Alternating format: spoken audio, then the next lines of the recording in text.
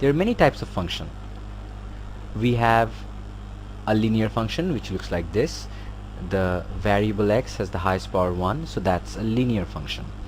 We have a quadratic function where the highest power of the variable is 2. That's a quadratic function. We have, of course, an exponential function where the exponent itself is the variable x.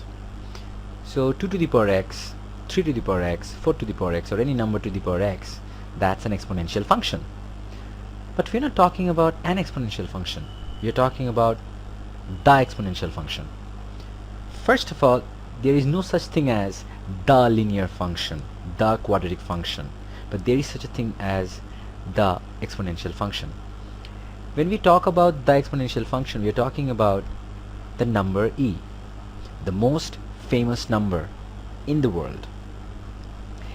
E was first referenced by John Napier. He published a book called The Miraculous Canon of Logarithm, the invention. He invented logarithm with this book. It's a book that took him 20 years to write, and logarithm is actually the study of exponents. That's all it is. And he worked with 2.71, but it was 70 years later Jacob Bernoulli from Switzerland, he was Swiss, he was working on compound interest, and he came up to the very accurate approximation to this magic number. How did he do that?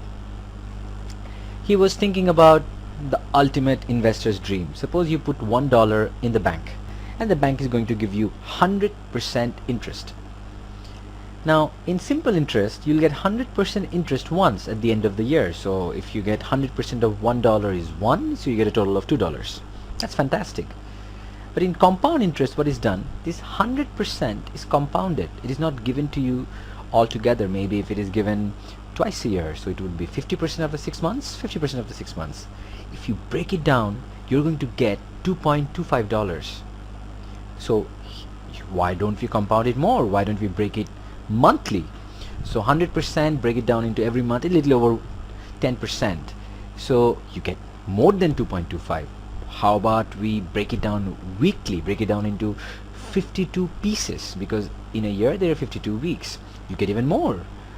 If you break it down 100% daily, compound over daily, so there would be 365 portions interest. Then he thought about, how about we break that down per second. In a year, every moment you're going to get a percentage increment. Well, some people might think, oh my god, that might turn out to be tens and thousands of dollars. $1 compounded, tens and thousands of dollars. That's a great bargain. In reality, no matter how much you break it down, it would not be over a magic number, 2.718281828. Now, this is the most famous number in the world, but it was not until 1727 it was named, and it was named by Leonhard Euler, perhaps the greatest mathematician of all time. Leonhard Euler was actually the student of Jacob's brother Johann Bernoulli, and he gave the name E. So many people might think he was very conceited, he named it after himself because his name starts with E. Euler starts with E, E-U-L-E-R. Well, you see, this is not all he did. He also named the number 3.142, which is another famous magic number which says the circumference of the circle is more than 3 times the length of the diameter. He named it pi. Not only that, he named the complex number square root of -1 I. Now these 3 numbers are 3 of the greatest number of all time. The other 2 great numbers are 0 and 1. As if this was not enough, he put all these 5 numbers together in a formula which is called the greatest mathematical formula of all time. E to the power I pi plus 1 equals to 0. If you want to remember the number denoted by this, there is some trick to it. One of the trick is by some sort of a special sentence. The one that I like, to express E, remember to memorize a sentence in embedded code. What is the trick? Every word corresponds to the letter of E. The letter of E is 2.71828182884, the first 11 digits.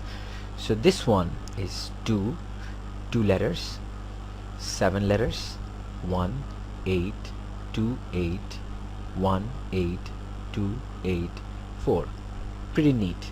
Exponential function was also honored by Google. In 2004, when they came to the share market, they released their IPO. It was to honor this number, 2,718,281,828. We can say even Google went gaga over E.